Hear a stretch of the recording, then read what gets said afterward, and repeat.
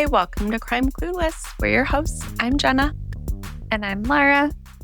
It's a Friday night in Tucson, Arizona, November 1st, 1996. And it is a beautiful evening. It's the kind of desert evening that reminds you why people move to the Southwest. And honestly, at that point, we've spent the last 6 months wondering why we live in the Southwest. By November, we finally made it. Yes. There's warm air, the smell of saguaro and ocotillos, the sky going to that particular shade of really deep orange and purple that you only get in the Sonoran Desert right before dark. For a group of about 25 people making their way up a driveway in the foothills of Tucson, that evening had been in the works for weeks. They've planned it carefully. They've coordinated. They made sure the guest of honor doesn't suspect a thing, because tonight they're throwing a surprise birthday party. The man they're celebrating is turning 53 that Wednesday. He's a little larger than life, a developer, a deal maker, a pilot, a poet, a golfer, the kind of guy who fills a room without trying. His friends describe him as the most generous person they know, someone who could make you feel like the most important person in the world just by walking up and shaking your hand. His daughter has written a statement to be read at the party tonight. It starts, quote, "You are not only my father, but also my friend. What we have together is so special, and no one will ever pull it from my grasp. Everything I ever want to be is what you are," end quote. That's really sweet. It is really sweet. His friends have gathered at his Sabino Canyon area home. They have wine. Someone has hand-painted glasses as party favors. 2 of his friends have been stationed at a restaurant down the road all evening, acting as decoys, keeping him busy, keeping him away from the house so everyone can get inside and get into position. It's 7 o'clock now, and the party was supposed to start at 7, and he isn't there. 2 of his friends are now standing at the end of the driveway, and Shannon Travis, a former reporter, someone who has known this man for years, is walking up with her fiancé carrying a gift when something about the way those 2 friends are standing there stops her cold. Because they're not standing there the way you stand when you're waiting for a guest to arrive. It's like they're standing there the way you stand when you have to tell someone something. And they do. They tell her, "We've got some bad news. Gary is dead." Shannon Travis would say later, "It was too much to absorb. We were just numb." About 15 of his friends were already inside the house, and detectives were already at the door. About 1.5 miles away at the La Paloma Country Club on East Sunrise Drive, Gary Lee Triano's borrowed Lincoln Town car was still smoldering in a parking lot. Before we get into what happened at La Paloma that night, I want to spend a little time on Gary. I think to understand this case, like really understand it, you need to know about Gary. He's one of those people who is genuinely difficult to summarize. What do you mean by that? Well, depending on who you talk to, you got a completely different person. And both versions were true. So let's start with the version that the people who loved him would tell you. Gary was born November 6th, 1943, right there in Tucson. He grew up there. He graduated high school there. He went to the University of Arizona, which is in Tucson. He got a degree in accounting. He served in the U.S. Air Force from 1962 to 1968. And then he came home to Tucson and got to work. What kind of work did he do? Real estate, primarily, land development, deal making. Gary had this extraordinary ability to walk into a room and make everyone in it feel like the most important person there. He was charming in that way that doesn't feel performed. It felt genuine because it was. His friends described him as a poet, a sculptor, a songwriter, a gourmet chef. He was a pilot. He had a helicopter at one point. He was a tennis player, a golfer, a wine connoisseur. He sounds like he did quite a lot. He did. Had many, many talents. Yeah. His friend, Rich, who had known him for 20 years, said Gary was larger than life. He had, at one time, the best of everything: homes, automobiles, a helicopter, a jet, a chauffeur, the finest wines. Sounds like quite the life. It really does. And it wasn't just the material stuff. Gary was deeply civic-minded. He was a Republican Party precinct captain. He was vice president of the Boy Scouts of America Executive Committee. He was on the YMCA board. He was a trustee of St. Joseph's Hospital Foundation. He received a Medal of Merit from the Ronald Reagan Presidential Task Force. And he served on the U.S. Senate Inner Circle. Wow. Not only did he do a lot of things, it sounds like he was embedded in the community too. Absolutely. Tucson knew Gary Triano, and Gary knew Tucson. One of his friends called him the city's Renaissance man. And really, all of those things we've mentioned, that was how people described him. He sounds very interesting. He was, and he also had famous friends to match. Gary and his second wife, Pamela, were close with Donald Trump and Marla Maples, like genuinely socially close. They attended a University of Arizona basketball game together in 1990. Gary brought Trump to Tucson often. Pamela said in an interview that she loves Marla. She's an angel, she said, and Donald I adore as well. He's one of the funniest people to be around. You can imagine. I have a lot of questions about that. Yeah, save them. The point is, though, Gary Triano moved in big circles. He was Tucson's dealmaker. He was the guy who could make things happen. He knew everybody. He had connections in places you would never expect. And he also loved his family. He had 5 children total, 2 from his first marriage to Mary Cram, Heather and Brian, and 2 from his second marriage to Pamela, Trevor and Lois. His youngest was a daughter born in 1996 named Melissa.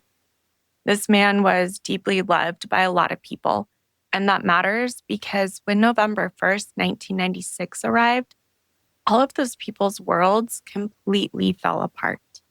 So was his last daughter with another woman then? It was. Okay. And I've not seen her named in anything, Okay. but So she it was just a baby. Post-divorce from his second wife. Yeah, just Okay. one article said several months old. Okay. Now, I did say there were 2 versions of Gary, and I don't want to get too deep into the second version yet because investigators are going to go there in a big way, and I want to walk through that with you when we get to it. But I do want to plant this seed because it's important context. Gary's financial life was complicated. The real estate boom that had made him super wealthy in the 1980s didn't last. By the late 1980s into the early 1990s, things had started to unravel in ways that were significant. There's one article that talks about him being in debt over $40 million in the late 80s. Oh, wow. Mm-hmm. Huge swings. And by the time November 1996 rolled around, Gary was living in a borrowed house and he was driving a borrowed car. So the car at the country club, I remember you said that was a borrowed. Borrowed, yes. It was a 1989 Lincoln Town Car registered to his housemate, who was a construction executive named Richard. Gary had been driving it for 2 years now. That's really interesting. I didn't really expect that when we talk about at the beginning him having a jet and a helicopter and all these things. Right. Whatever happened when those interest rates skyrocketed, that huge shift. But this man, who did own all of these things, he still had a positive outlook. He had his hand in different business ventures, including some related to the internet, computers, which were all really, like household computers, all really Yeah. new in the mid 90s. So he really would say that the worst was behind him, that he was happy. Yeah. He was just working to get back to where he was. I don't know how you come back from $40 million of debt. That's a lot. I mean, I think I saw that in years leading up to that, he had over 120 million in income. Wow. So yeah. wide, like probably to us, what, Huge. like $1,200 and then minus 400 is kind of what it seems like. Maybe. Yeah, That's wild. right. In one of the articles that was talking about when he filed for Chapter 11 bankruptcy, it had said he was trying to explain why he was behind on payments. And he says, you don't understand this business part of it. I go a long time where something doesn't work, doesn't pay, doesn't work, doesn't pay. And then something comes through that pays off big, and I'm able to pay all my debts. Yeah. Interesting. A whole Interesting different way of living. I can't imagine that. Yeah, me either. His friend, a man named Steve, who hired Gary as an investment broker, said, quote, even in the bad years, he was one of those guys for whom it was the thrill of the hunt, the thrill of the deal, end quote. Now, on November 1st, Gary had just finished a round of golf. He had a tennis match scheduled for the next morning. He was meeting friends for happy hour that evening before heading home to the party that he didn't know about. By all accounts, Gary on November 1st was a man who believed his best days were still ahead of him. All right, so let's follow Gary on November 1st. He arrived at La Paloma Country Club sometime between 1 and 1:30 in the afternoon. La Paloma is a resort and a country club in the Catalina foothills on the northeast side of Tucson. It's a beautiful property lined with saguaros, with a golf course, a pool, tennis courts. There's a hotel there. The address is 3800 East Sunrise Drive. And side note, for a little while, when we moved to Arizona, I lived less than 2 miles from that country club. Oh, wow. It's a really nice area. Yeah. Researching this case was interesting with all the places that I knew and had been to and the cross streets that I could picture. Yeah. Anyways, Gary played golf there regularly. It was one of the constants in his life, even through the financial turbulence of the early 90s. He had maintained his membership through all of it, spending an average of about $500 a month there. So it wasn't unusual that he was there. He was there all the time. Right, all the time. The staff knew him. Other members of the club knew him. He had friends he played with regularly. And that Friday afternoon, he finished the round of golf. Then he went inside to the club's restaurant where he was meeting about 30 friends and relatives who were planning to celebrate with him before the surprise party that evening. So there were 2 parties planned that day? 2 celebrations. And that tells you something about him, right? He has 30 friends. Yeah, the party later, they were planning on over 50 people being at. Wow. Good for him. Right. Now, after they had that meal at the club, Gary was supposed to leave the restaurant and drive to Encore Med, which is a restaurant on North Swan and East Fort Lowell, to meet another group of friends for his regular Friday night happy hour, and then head home, where 25 additional people were waiting to surprise him. Wait, so 25 or 50? 25 additional from like the 30 that had gone to dinner with him. Oh, so those 30 were going back to his house for the surprise party. Yep. Plus 25 more people. Yes. So he had the whole evening ahead of him. He did. It sounds like he always had a full social calendar. And by all accounts, he was in a great mood. His friends said he was happy, he was coming back, he was really focused on the future. Also, he had a tennis match scheduled the next morning. about to turn 53. At around 5:30 in the afternoon, Gary left the club. He walked out to the parking lot, the east parking lot, where between 75 and 100 cars were parked at that hour. La Paloma has a happy hour mixer that runs from 5 to 7 every Friday. The place was busy. He got into the borrowed Lincoln Town car. He leaned towards the passenger seat. There was a wooden box on the front passenger floorboard. Gary leaned towards it, opened it, and as he did, a 17-inch pipe bomb detonated. Oh, wow. The explosion tore the roof completely off the car. It scattered car parts and debris up to 200 yards in every direction. It sent the windshield of this Lincoln Town car flying into the country club's swimming pool. Oh, wow. It buckled and shredded the hood. It nearly took the doors off their hinges. Pieces of this car, pieces of glass and shrapnel, could be found in the westbound lanes of Sunrise Drive, which was a quarter mile away. Wow. They found stuck to the asphalt in the eastbound lanes melted pieces of rubber molding. A Tucson Rod and Gun Club emblem still adhered to a piece of broken glass, which was found in a nearby parking spot. Wow. Gary Lee Triano was killed instantly. Yeah, that's crazy. That's wild. Mm-hmm. Now, we mentioned how busy it was. There were people everywhere. La Paloma was full, and the accounts from witnesses describe absolute chaos in the immediate aftermath. Oh, I'm sure. A man named Kudo was a 25-year-old Pima Community College theater student who had pulled into the parking spot directly to the left of Gary's car that afternoon. It's probably really good that he was on the left side. He was waiting for a friend who worked there as a golf caddy. He's just sitting, reading a golf magazine in his Mitsubishi minivan. Kudo is one of the most important witnesses in this entire case because of what he saw before the explosion.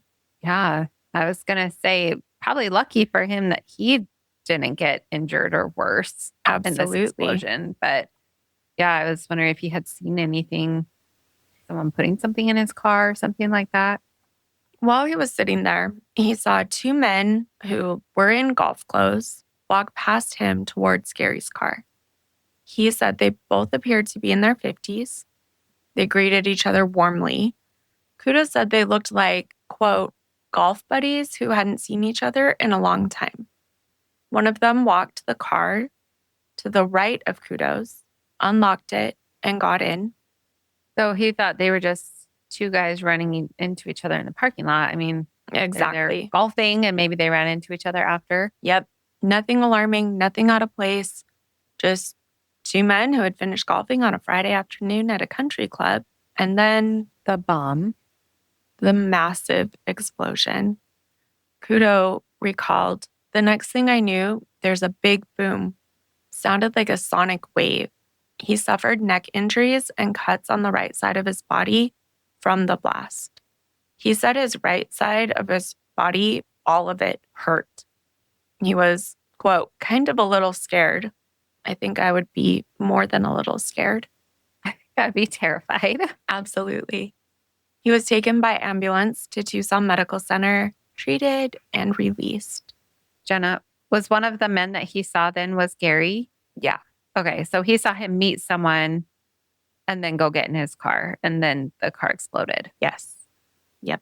Meanwhile, out on Sunrise Drive, a man named Randy, who was a marketing director for a local news station, was driving westbound with his wife about 5 seconds before the explosion occurred. He said it was, quote, the loudest thing I've ever heard. It sounded like it was right underneath our car. And he is a quarter mile away from where it happened. He immediately pulled over and ran up to the club.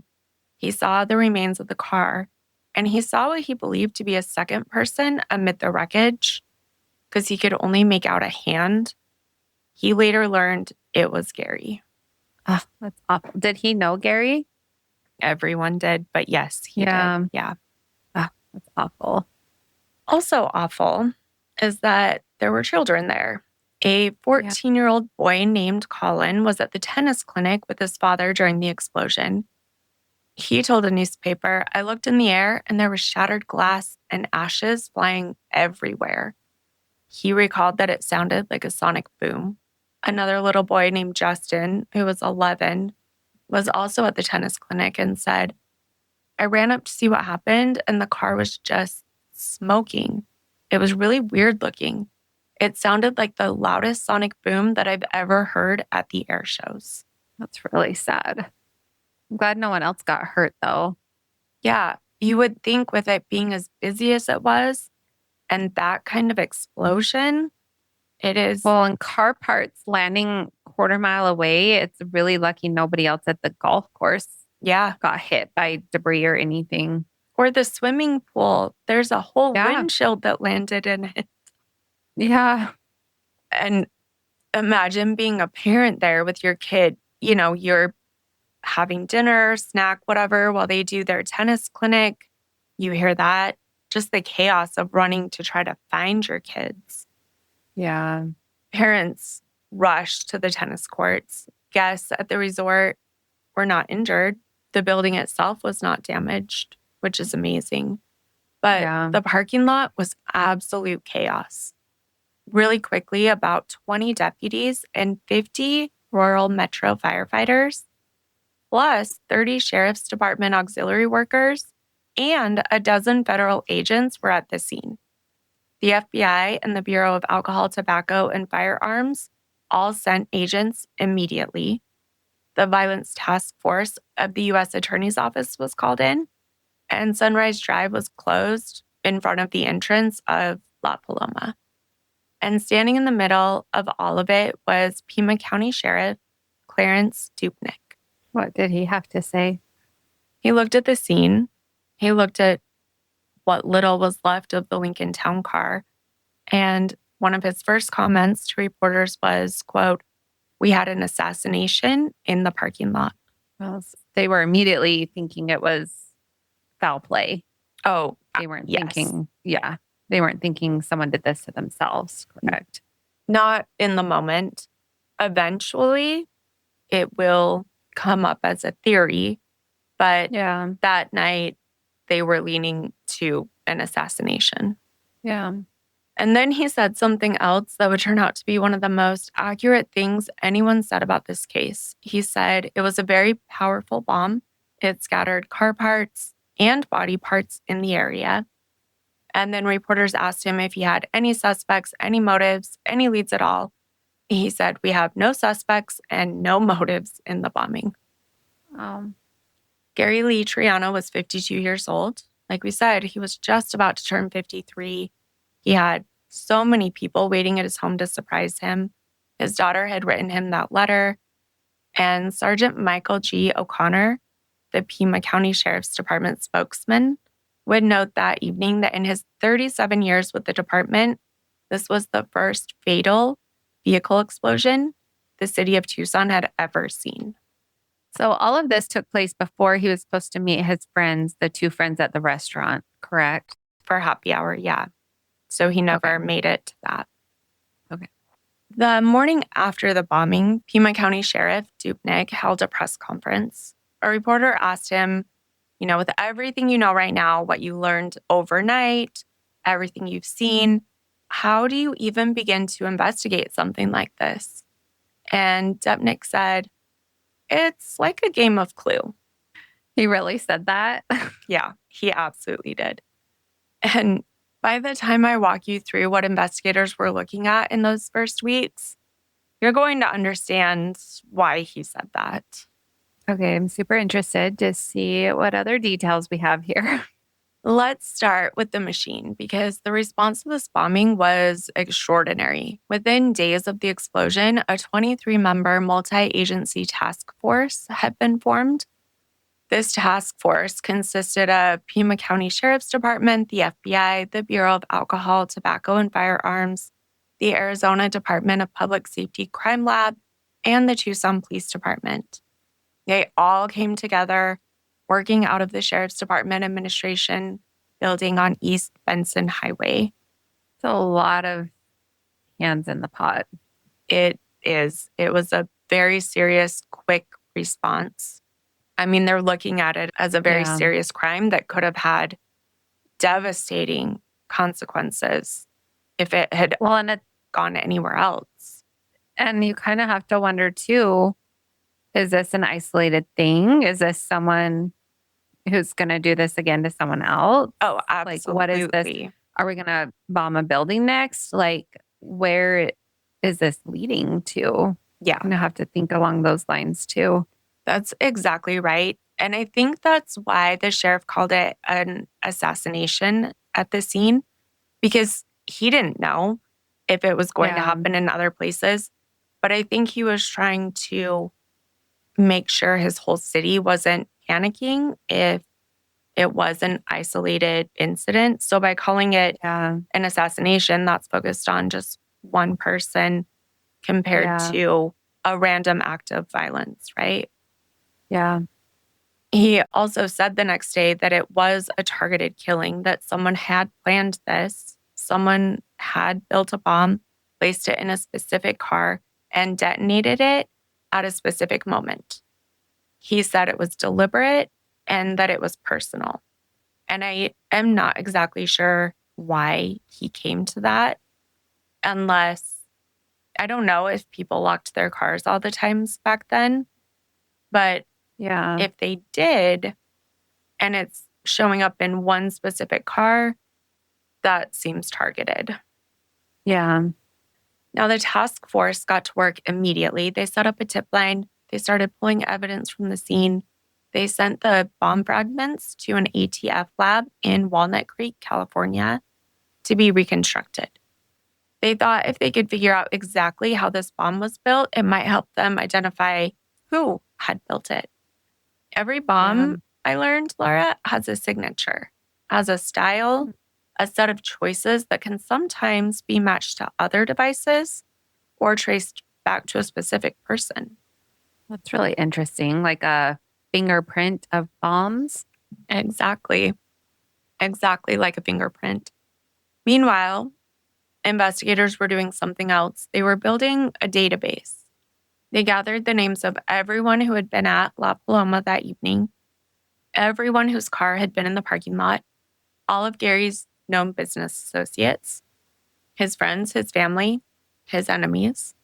Within weeks, they had almost 1,000 names in that database, more than 400 identified pieces of physical evidence, and they had taped interviews with about 250 people, including witnesses to the bombing and also members of Gary's family.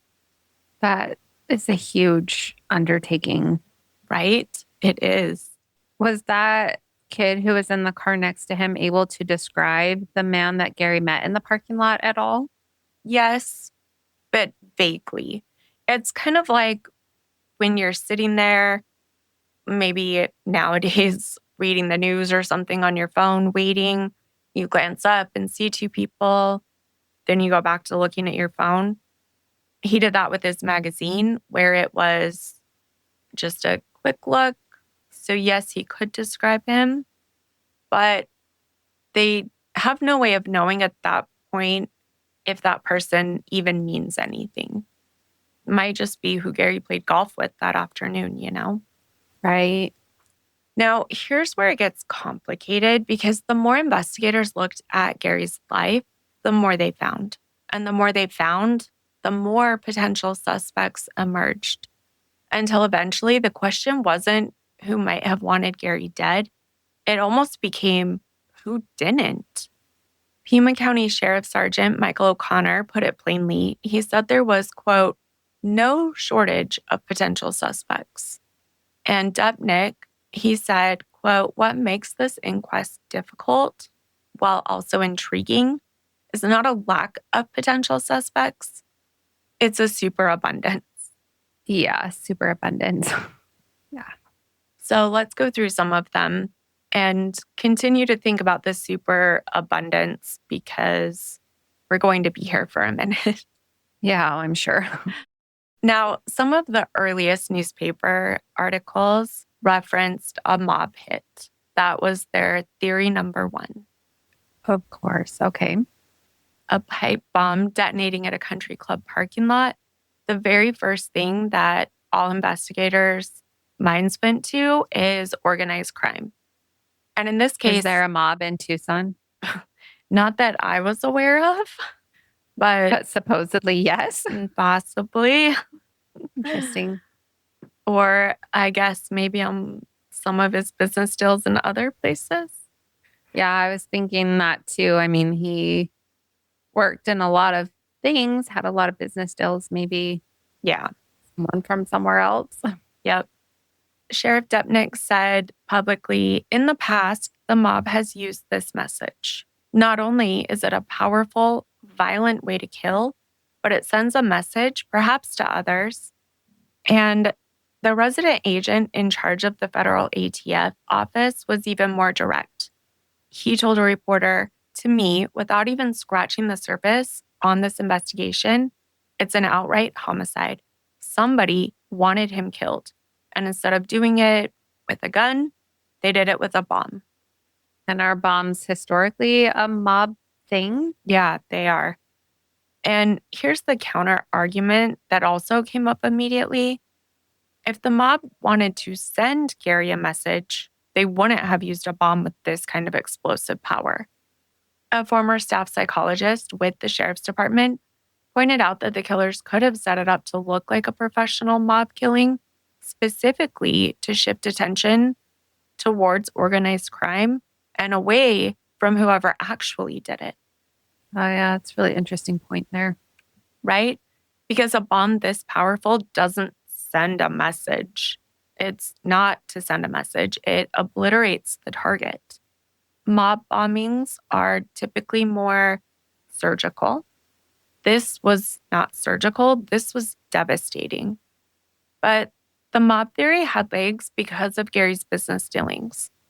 He had been involved in Indian gaming. Specifically, he had been part of a group that managed bingo halls and slot machine operations with the Tohono O'odham Nation here in Arizona. That relationship had ended badly.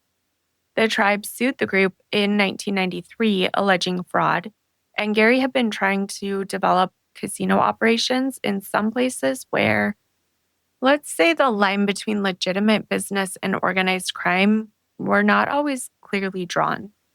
Specifically, Mexico, China, the Caribbean. Oh, okay, that's interesting. Yeah. And investigators found that Gary owed debts to approximately 20 Las Vegas casinos. We know organized crime exists there. So this organized crime thread was very real. It just didn't go anywhere definitive. Yeah, that seems more likely with something having debt to the Las Vegas casinos and having bad dealings with, that gaming, the bingo halls. Mm-hmm. I don't know, but definitely not something they could prove, it sounds like. Right. Possible they weren't able to prove it, but it did take a significant chunk of resources and time and attention. Yeah. Now, theory number 2, and this one investigators actually focused on significantly, the China deal. Okay, what's that? In the early 1990s, Gary got involved in an attempt to start a casino in China with a Florida businessman named Gary Fears. And this was a costly, failed venture that ended very badly. Gary reportedly wanted to file a multi-million-dollar lawsuit against Gary Fears for pulling out of the project. 2 federal investigators and a Pima County Sheriff's detective actually made a 5-day trip to Illinois to look into this. They reviewed law enforcement files. They interviewed sources about what had happened with Gary Fears and the China project. Were they able to speak with Gary Fears? Did they interview him? Yeah, he was investigated extensively. Probably didn't end well for him because they probably found other things along the way. A federal organized crime drug task force had previously looked into Fears in connection with allegations that he had led an East St. Louis drug ring distributing cocaine and marijuana from sources in Arizona and Florida. The DEA had formally closed that investigation in 1991 without filing charges. Now, when it came to the Triano bombing, Fears cooperated. He says that he voluntarily took a lie detector test at FBI headquarters in Miami. He said he passed. He said he had nothing to do with Triano's death. Did they believe him? Did they see that lie detector test, even though we know, all the things about that? But right. They just couldn't definitively tie him to the bomb. So I'm not even sure that it was that they believed him. It's that he's saying that, and he's saying it to newspapers, reporters. He's putting it out there. They couldn't find any connection, so they kind of just had to move on. I'm sure that he was still in their theory list, but he was never charged. The China Dill investigation, though, produced something interesting. It produced the name of another man connected to Fears, a man who had died of a prescription drug overdose in 1991, possibly completing suicide. But Fears had been connected to this man through business dealings. That death had also been investigated at the time, and it went nowhere. But it did kind of muddy the waters when they're trying to look at the picture of the world that Gary Triano had been operating on. Yeah. That's really kind of coincidental that two people that Fears had been dealing with have now died. Right. Interesting. Yeah. It's a lot of people and already, and we're just getting into them. Now, theory number 3 that they focused on was the lawsuits. Yeah. How many lawsuits did he have against him right now? Laura. Or when Gary Triano was named as a defendant in 66 of the 81 Superior Court cases investigators found in Pima County alone. 66. There were at least 4 more cases in U.S. District Court in California, and investigators couldn't even access those yet because the files were in some warehouse. So basically 70 lawsuits that he's a part of? Well, 81, but 66 that are coming at him. Oh, I see. Yeah, okay. He's the defendant in, so the other 15 are ones he has started. Oh. But so 81. Does that include the 4 in California too? It does not. So like 85 plus others. Possibly others? Exactly. Wow. Now, in many of those cases, Gary was being sued for allegedly defaulting on promissory notes, misrepresenting deals, and defrauding investors. There were angry creditors. There were angry business partners. There were people who had lost significant amounts of money in deals that had gone sideways. One of the creditors, a man named Steven, said, this is very diplomatic, quote, "You're always surprised when somebody you know gets hurt. But I would guess his list of enemies is somewhat long." No, that seems maybe a polite way to say that. Like there were a lot of people who were not happy at him. Right. But on the flip side, a lot of people who were hoping to get money from him that, probably weren't very happy that now he's not there to participate in these lawsuits. Very good point.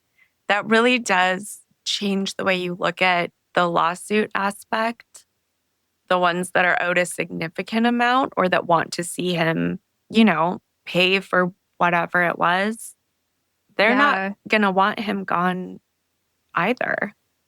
But I guess if they're really angry at him and he's likely filing for bankruptcy to make these go away, they're not going to get anything from those. Yes, true. They're just probably spending more of their own money to bring these lawsuits to pass, and likely they're not going to get anything from them. Yes, that is a great point. So you kind of look at it both ways. People want to get their money from him, or people are really not happy. They're really not happy, and likely the lawsuits aren't going to go anywhere if he's in $40 million in debt. Right. He's probably going to file bankruptcy and wipe them out. They're going to go away. Mm-hmm. Yeah. Yeah. So investigators had the task of coming through every single one of those cases, trying to see if there was someone with enough anger, enough access to have done this. The IRS had filed a claim against Gary's estate for about $2.1 million. The Mirage Casino Hotel in Las Vegas said Gary owed them $55,000. Standard Chartered Bank had a $250,000 claim. And First Interstate Bank had 2 claims, which totaled about $830,000. Oh, so he owed money to, it seems, almost everybody. Yeah, literally almost everyone. And some of those creditors were not the kind of people you want to owe money to. So the lawsuits thread, very real, very substantial, and investigators spent significant time on it. Yeah, so we've got possibly the mob, which also possibly could be related to the lawsuit theory.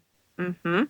You know, if we have hotels in Las Vegas, casinos in Vegas, and then the China deal with Gary Fears. Are there more that we're looking at here? Because those seem like a lot already. It is a lot because we go through those quickly, but when you think about going through each of those cases or trying to follow the threads on all of the casino stuff, all of the land development, all of each one of those theories is so massive on its own. Yeah. Now, theory number 4, and I want to be clear that investigators did look at this, even though it seems almost absurd given what we know, that Gary had decided to complete suicide. Yeah, I know we kind of talked about that before. And I mean, really, you can see where maybe that idea would come from. You're in a lot of debt. You have a lot of lawsuits. A lot of people are angry at you. You don't know how you're going to pay that back. Maybe he was investing in something and found out it was going bad. I mean, you could see where they would go that way. Totally. So they didn't rule it out initially, even though they're telling reporters this was an assassination, this was targeted. But the theory was that maybe Gary might be transporting the bomb for his own use and then accidentally triggered it there. They found some circumstantial things early on that made them consider it. There had been a case in Tucson in 1996 where a 21-year-old man was killed when a homemade bomb he had been assembling accidentally exploded in a Tucson wash. Oh, wow. Yeah, terrible. Interesting. Also, sir, why are we assembling homemade bombs? Yeah. So they were more thinking that it was an accident rather than trying to complete suicide. I think they had 2 parts of that. Yes, 2 parts at the same time, where maybe he had it, maybe it was for protection or something. And it's very overkill for protection purposes. Yeah. Right, because you're going to take yourself out too with that. Yeah. Yeah. So it's like he has it. You know, they also did consider that he made it, was going to put it somewhere with, I mean, no evidence for that at all. But when you don't know the motive, you have a super abundance of suspects. You're looking at every possible what if. Yeah. They also were looking at the other. Insurance isn't one size fits all. That's why drivers have enjoyed Progressive's Name Your Price tool for years now. With the Name Your Price tool, you tell them what you want to pay, and they'll show you options that fit your budget. So whether you're picking out your first policy or just looking for something that works better for you and your family, they make it easy to see your options. Visit Progressive.com. Find a rate that works for you with the Name Your Price tool. Progressive Casualty Insurance Company and Affiliates. Price and coverage match limited by state law.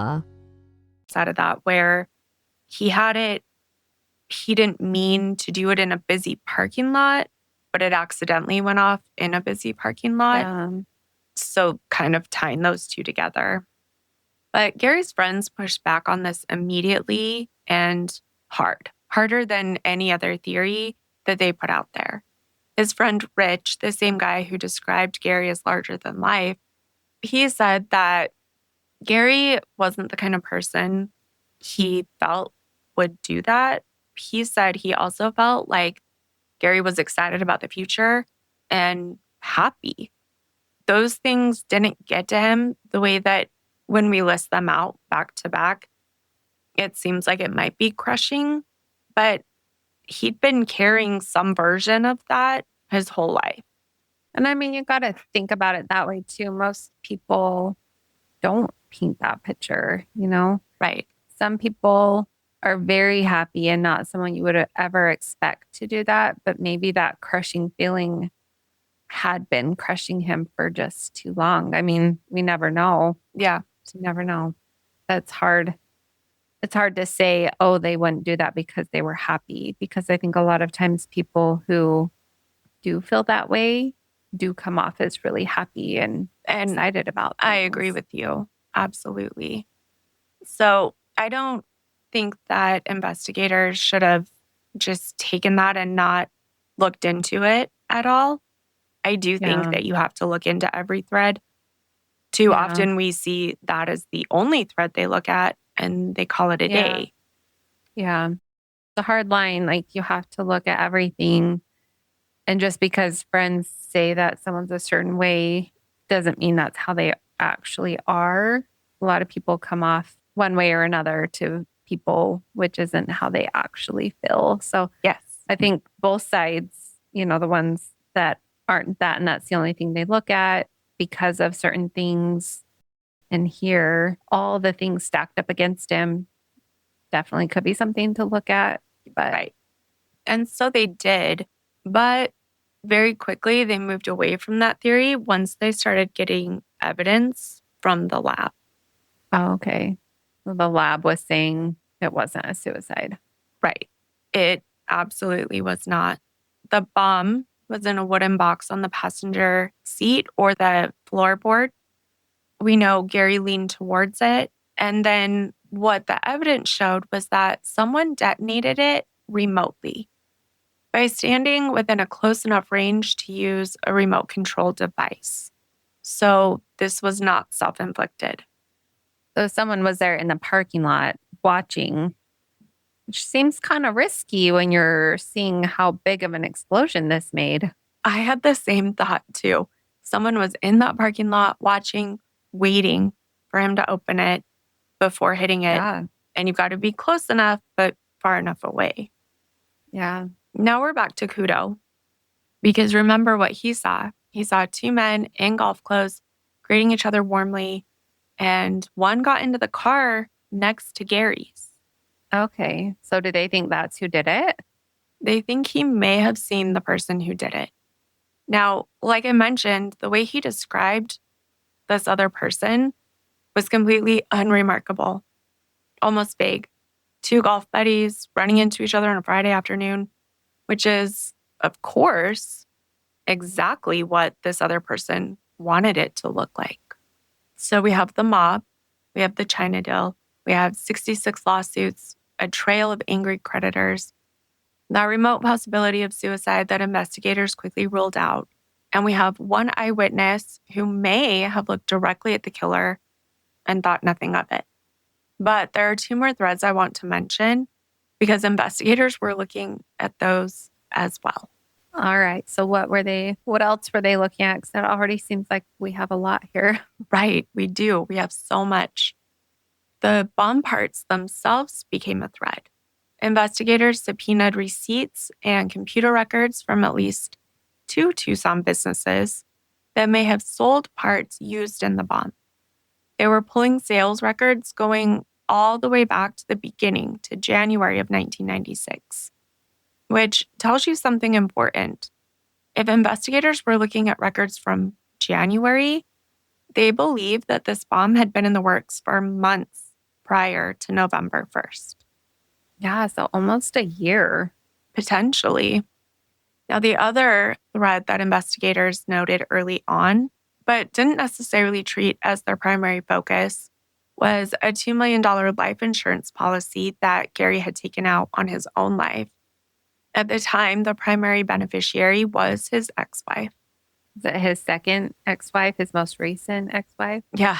And actually, in one of the newspapers, I read, you know how they'll have people write in with corrections?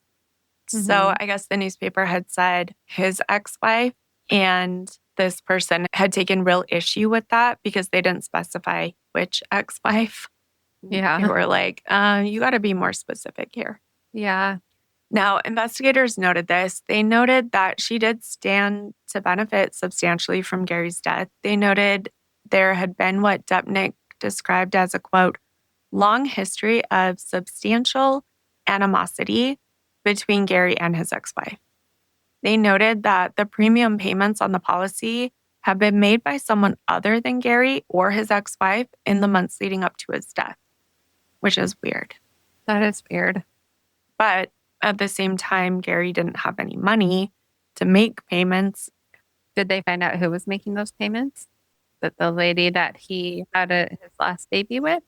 It wasn't her making those payments. I'm not sure when they found out who was making those payments. Okay. But at this stage, in November and December of 1996, investigators were looking at dozens of threads simultaneously.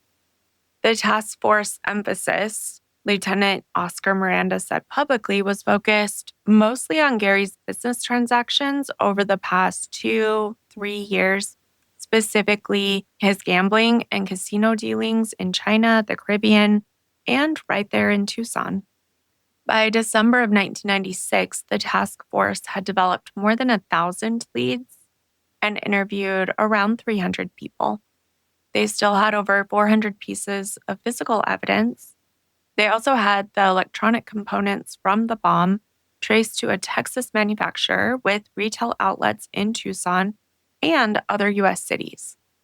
They had a partial description of 2 men in golf clothes, and they had a city full of people who were watching and waiting for answers. Because I think without having an answer, there's still that tiny part of you that wonders if this is going to happen again. Yeah. Sergeant O'Connor said that there were lots of good leads. I think he was wrong. Let's talk about what happens when an investigation like this starts to run out of road. Because so many cases that we cover have no suspects. They have no theories. And this one had a super abundance. So you would think they wouldn't run out of road. And it doesn't happen all at once. It's not like day one of investigators just give up and go home. It's a slower, quieter run, hitting that wall that you just can't make anything really come together.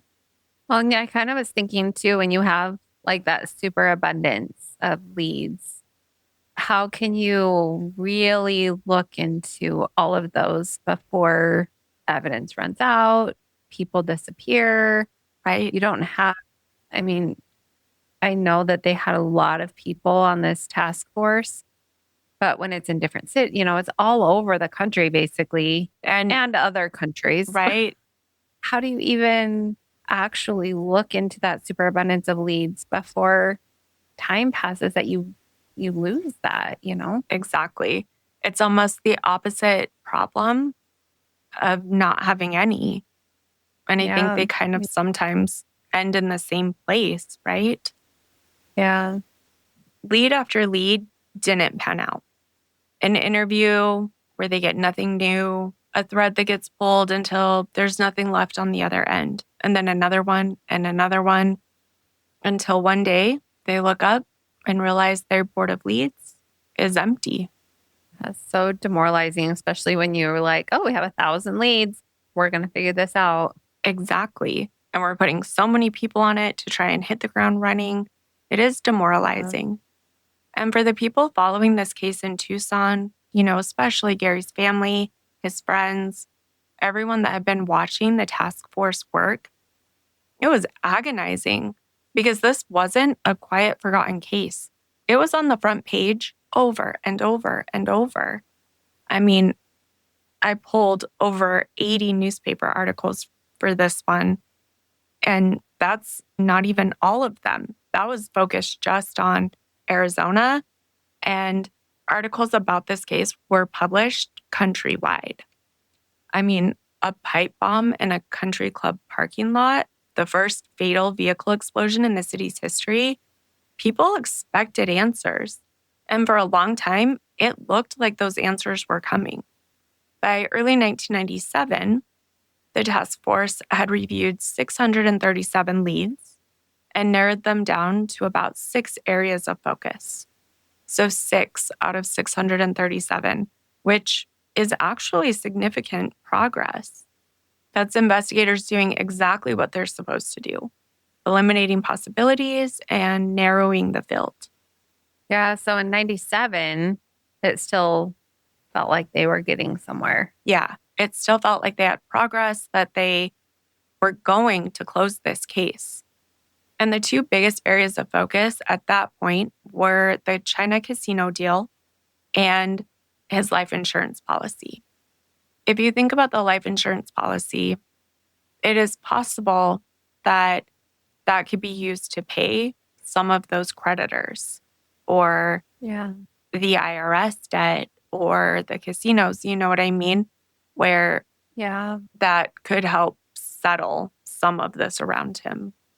2 federal investigators and a Pima County Sheriff's detective made the 5-day trip to Illinois in late February to interview other sources about the China deal and learn more about Gary's relationship with Gary Fears. They reviewed law enforcement files, they followed the money as far as it would go, and then they came home. They didn't really find anything? Nope. The China deal produced nothing that tied back to who could have planted the bomb. And like we said, Gary cooperated. He said he took the lie detector test at FBI headquarters in Miami. The reason that we keep saying he said is because in none of the reporting did police come out and say that he took it and passed it. All we have is him being interviewed by reporters and saying, I took this, I passed it, I'm cooperating, I don't have any involvement, trying to make sure that's out there because his name is getting tied in other reporting. Yeah. Investigators, as much as they wanted to find something there, it just felt like that's what it was. They just could not find a connection between the China deal and the parking lot. So they closed that theory. They did in 1997, kind of officially. I think until it's solved, you keep all of them a little bit, but the others started closing too, one by one. The mob theory, investigators couldn't find a direct connection between Gary and anyone with the means plus the motive and the access to do something like that.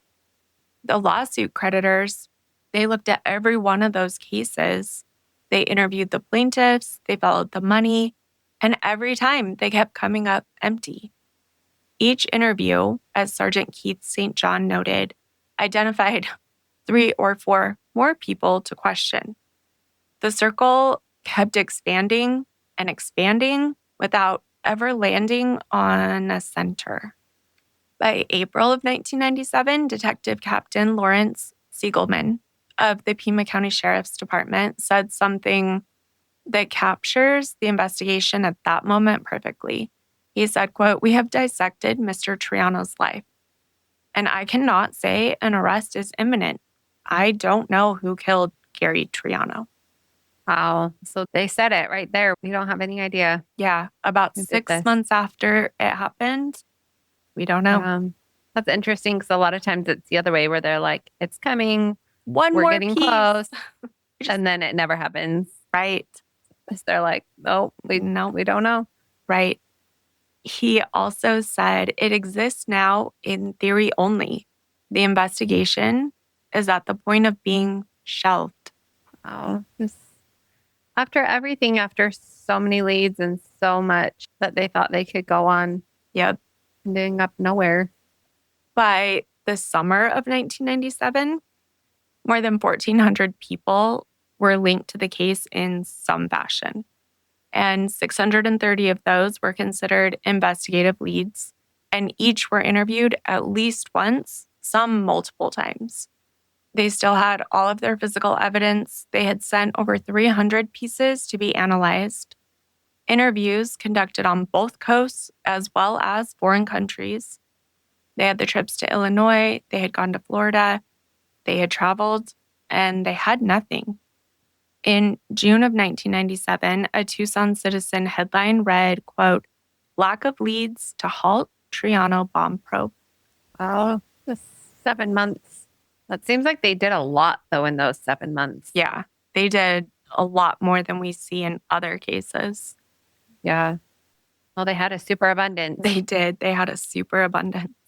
The task force, which had started with 23 members, like we mentioned, was down to one full-time sheriff's detective and one full-time FBI agent. FBI special agent, a man named Thomas, who headed the Tucson office, said, "It's disappointing because we thought we had a lot of leads." And they really did. I mean, they had over 600 leads. That is a lot. It is so many. They really thought they had it. And he said something else that I keep thinking about. He said, "All cases can go unsolved. But given the effort that went into this case, I do suspect someday it will be solved." He said the break would come if someone, a disgruntled friend or an old business partner who wants to clear his conscience, came forward with new information. So basically asking for some kind of miracle here. Exactly. And then August 2nd, 1997, 9 months after Gary was killed, the Arizona Daily Star ran a front page headline that read, "Triano Assassination Task Force Disbanded." Oh, after 9 months, it was shelved, basically. Yep. The task force, which at its peak, had included the FBI, the ATF, the Department of Public Safety, Tucson Police Department, Pima County Sheriff's Department, was officially dissolved. Lieutenant Miranda said the official task force is disbanded, but the officers continue to work together from the Sheriff's Department where the task force was housed. So trying to make it sound a little more positive. Absolutely. They were definitely trying to put a positive spin on it. Miranda also said, "This case is not being closed. This is not being put on the shelf to gather dust." But the task force was gone. The tip line was gone. The dedicated investigators were gone. What remained was one detective and what they now considered a cold case file. And here's where I want to pause for just a moment because I want to acknowledge something about this investigation that I think is important. The investigators on this case were not incompetent. They were not lazy. They were not uninterested. Like we mentioned, they worked an extraordinary number of leads. They traveled across the country, all the interviews, all the physical evidence. They did everything right, and they still couldn't crack it. Yeah, I think whoever did it was really careful and probably, I don't know, maybe it was someone who couldn't be directly connected to Gary. Good point. I mean, when you have all those leads and everyone out there, I'm sure, knew there was so much against him and whoever it was. I mean, if they hired it out, that's really hard to connect it to one of those 1,400 people. Yes. If the person who really did it wasn't one of them. Exactly. Such a good point. They thought that whoever did it was, like you mentioned, very careful, but also patient and smart. And in 1997, without the digital forensic tools that would become available later, and without the databases that would be built years down the road, and without a witness willing to come forward, these investigators were doing everything they could with what they had, and what they had just wasn't enough. That's genuinely hard to sit with. And I'm sure it was really hard for those investigators too, because they really did so much and looked into so many people. And I'm sure they absolutely thought they were going to find who did this. And that has to be hard for them too. Oh, for sure. It had to be the most frustrating case to work on at the time because you think we're going to be able to wrap this one up. We are boots on the ground, like running down lead after lead. We're going to find it. And then they don't. Now, the 1-year anniversary comes, and on October 31st, 1997, the Tucson Citizen runs a piece written by a man named David who had been covering this case from the beginning. It was headlined, "Detectives Lack Leads, but Not Hope of Catching the Killer." And in that piece, investigators describe where the case stands. They described how many associates they'd looked at, how many interviews they'd done, how much evidence that they had examined, and they have really nothing. Yeah. As Sergeant Keith St. John put it, only occasional weak leads coming in. But there is one detail in that 1-year anniversary piece that I want to flag because it really matters. Oh, yeah. Investigators noted that at the 1-year mark, they still wanted to interview a man connected to the case. Someone who had dropped out of sight in the months after the bombing, someone who had a local fraud warrant out of Aspen, Colorado, and had simply vanished. Oh, that's really interesting. Mm-hmm. Who was it? His name wasn't released publicly at that point. Investigators would only say he was someone they wanted to speak with in connection with the case. He had a connection to someone who had been on their radar since the beginning, but who they couldn't find. He just disappeared right after this happened? Yep, disappeared. And the case, without that person, without that thread, plus everything else that didn't lead anywhere, went quiet. The years passed. And that's what I was saying with the superabundance. Yep. You miss something like that. If there is that one person, I mean, I don't know if he's it or not, but maybe he is, and he was on their radar from the beginning. But when you have 1,700 people to interview, someone can vanish. Exactly. Because that is a huge number of people to coordinate, meeting with, interviewing, finding if they have any connection. Yeah. Yeah. So the years passed. We have 1998, 1999, 2000. We have Gary's children growing up, his friends moving on, Tucson moves on. The La Paloma Country Club is still there on East Sunrise Drive. I looked today, it's still there. Still holding its happy hour mixer from 5 to 7 every Friday, which we even went to a couple times because they had really cheap appetizers for one night for 2 hours. And the parking lot where it happened looks exactly the same as it did before it happened. Somewhere out there, someone knows what happened on November 1st, 1996, and they are not talking. The case file sits in a box in the Pima County Sheriff's Department. One detective, occasional weak leads, nothing that goes anywhere. It's awful. Yeah. Gary's family is living with us every day. His daughter, Heather, and his son, Brian, I mean, they were old enough to know what happened and to really miss that relationship. I mean, Heather's the one that wrote that letter that was going to be read at that surprise party. Everyone is waiting, and the years keep passing. And then, November 2005. Well, I have a feeling we're going to get somewhere here. Maybe. Did you already think that in this case, though? No. I did at first. I thought it was going to be something we would figure out, and then you made me think not. And now I'm not sure, I guess. Good. I like to keep you guessing sometimes. Yeah. In November, a television show aired an episode. Very specific television show, the kind where they profile fugitives and ask viewers to call in with tips if they recognize someone. America's Most Wanted? Yes, America's Most Wanted. And after that episode airs, a tip comes in, and investigators are able to track down a 64-year-old man in Yorba Linda, California, on outstanding fraud charges out of Aspen, Colorado. This is the man who disappeared, right? Yep. 9 years earlier, he had disappeared.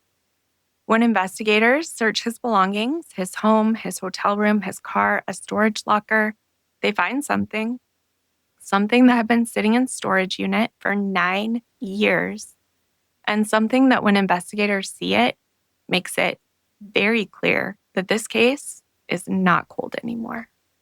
But we're going to get into that and everything that follows clear up until 2025 in part 2, which I'm very sorry, but I won't make you wait. For our listeners, it is available in your feed right now. All right. Thank you so much for joining us for this episode of Crime Clueless. If you want to read those newspaper articles that we talked about, they are linked along with other resources on our blog, which is on our website, crimeclueless.com, and we'll link it in the show notes. If you like Crime Clueless, we would be so grateful if you would give us a rating or a review. It helps more than you know, or follow us on whatever podcast app you listen on. It really helps push our stories further.